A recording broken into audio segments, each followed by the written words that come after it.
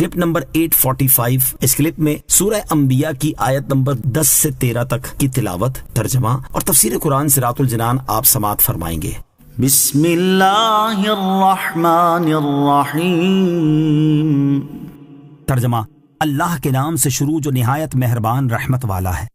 لقد انزلنا الیکم کتابا فیہ ذکرکم افلا تعقلون۔ ترجمہ: بے شک ہم نے تمہاری طرف ایک کتاب نازل فرمائی جس میں تمہارا چرچا ہے، تو کیا تمہیں عقل نہیں؟ لقد انزلنا الیکم کتابا، بے شک ہم نے تمہاری طرف ایک کتاب نازل فرمائی۔ ارشاد فرمایا کہ اے قریش کے گروہ، ہم نے تمہاری طرف ایک عظیم الشان کتاب نازل فرمائی جس میں تمہارا شرف اور تمہاری عزت ہے، کیونکہ وہ تمہاری زبان اور تمہاری لغت کے مطابق ہے، تو تم اس کتاب سے کیسے منہ پھیر سکتے ہو؟ حالانکہ غیرت اور عقل کا تقاضا یہ ہے کہ تم اس کتاب کی اور اس نبی کی تعظیم کرو جو اسے لے کر آئے ہیں، اور اس پر سب سے پہلے ایمان لانے والے ہو جاؤ۔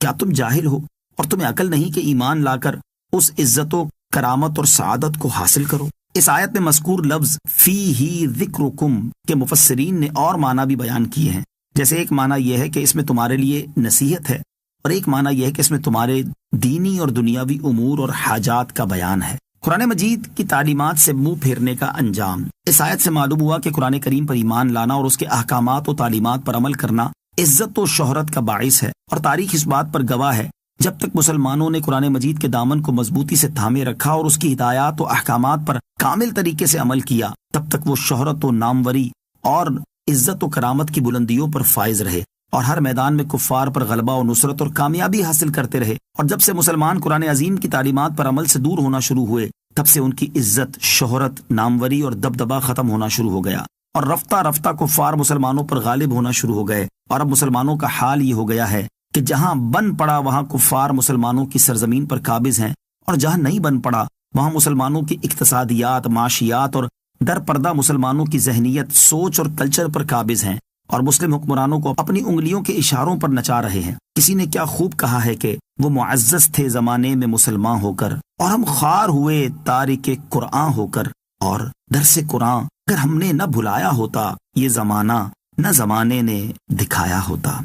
وَكَمْ قَصَمْنَا مِن قَرْيَةٍ كَانَتْ ظَالِمَةً وَأَنشَأْنَا بَعْدَهَا قَوْمًا آخَرِينَ۔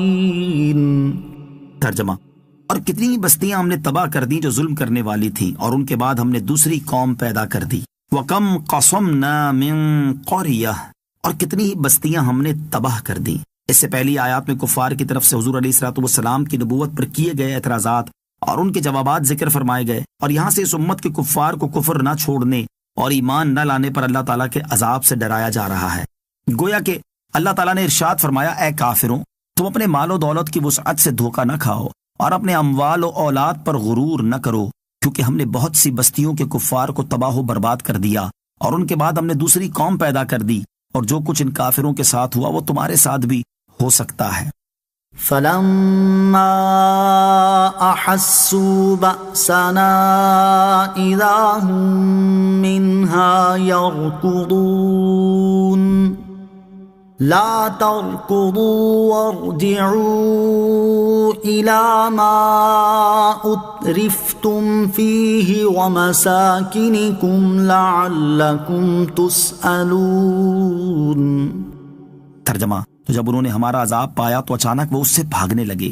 بھاگو نہیں، اور ان آسائشوں کی طرف لوٹ آؤ جو تمہیں دی گئی تھی، اور اپنے مکانوں کی طرف لوٹ آؤ، شاید تم سے سوال کیا جائے۔ فَلَمَّا أَحَسُّوا بَأْسَنَا، تو جب انہوں نے ہمارا عذاب پایا۔ اس آیت اور اس کے بعد والی آیت کا خلاصہ یہ ہے کہ جب ان ظالموں نے اللہ تعالیٰ کا عذاب پایا تو اچانک وہ اس سے بھاگنے لگے۔ اس پر فرشتے کے ذریعے ان سے کہا گیا کہ تم بھاگو نہیں، اور ان آسائشوں کی طرف لوٹ آؤ جو تمہیں دی گئی تھی، اور اپنے ان مکانوں کی طرف لوٹ آؤ جن پر تم فخر کیا کرتے تھے، شاید لوگوں کی عادت کے مطابق تم سے تمہاری دنیا کے بارے میں سوال کیا جائے۔ بعض مفسرین فرماتے ہیں کہ ان آیات میں یمن کی سرزمین میں موجود ایک بستی میں رہنے والے لوگوں کا حال بیان ہوا ہے۔ اس بستی کا نام حصور یا حضور ہے۔ وہاں کے رہنے والے عرب تھے، انہوں نے اپنے نبی علیہ الصلوۃ والسلام کی تکذیب کی اور انہیں شہید کر دیا، تو اللہ تعالیٰ نے ان پر بخت نصر کو مسلط کر دیا۔ اس نے ان کے بعض لوگوں کو قتل کیا اور بعض کو گرفتار کر لیا۔ اس کا یہ عمل جاری رہا تو وہ لوگ بستی چھوڑ کر بھاگے۔ اس پر فرشتوں نے طنز کے طور پر ان سے کہا تم بھاگو نہیں اور ان آسائشوں کی طرف لوٹ آؤ جو تمہیں دی گئی تھی، اور اپنے مکانوں کی طرف لوٹ آؤ۔ شاید تم سے سوال کیا جائے کہ تم پر کیا گزری اور تمہارے مال و دولت کا کیا ہوا، تو تم دریافت کرنے والے کو اپنے علم اور مشاہدے سے جواب دے سکو۔